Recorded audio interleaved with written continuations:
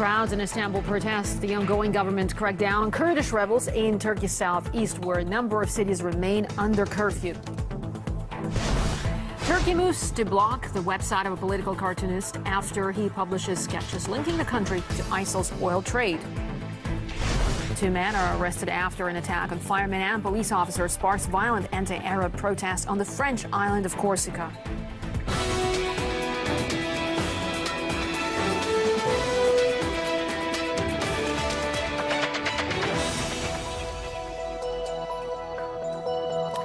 Watching our TV National Live from Moscow, I'm Marina Joshi. Welcome to the program.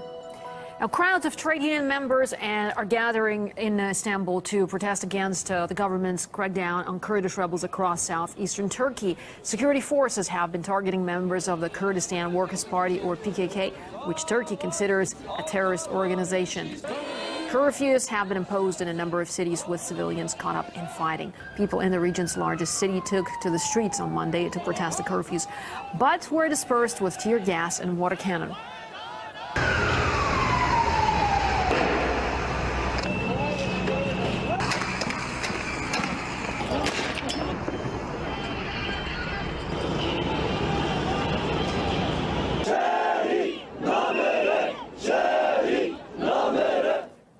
Overnight, one of Istanbul's rail terminals was rocked by several explosions.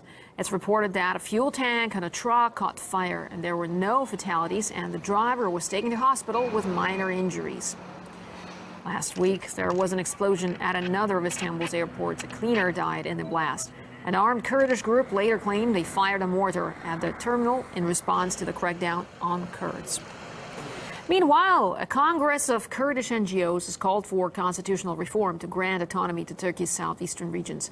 One Turkish MP told me he thinks the government crackdown is currently trying to break the will of the Kurdish minority. There is almost no space for democratic action now.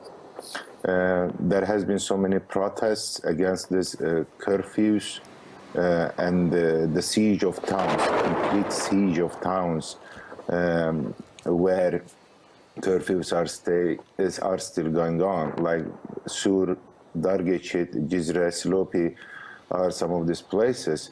And the state is killing people indiscriminately. It's not really a fight against the PKK and the state.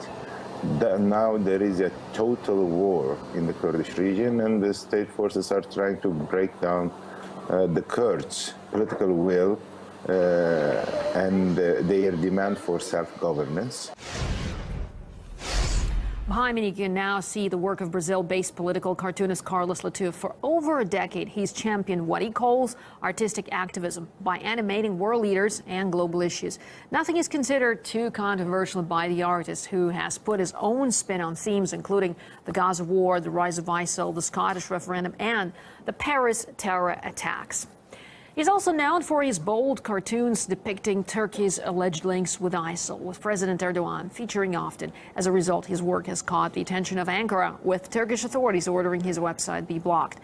We asked the cartoonist what he thinks about the move.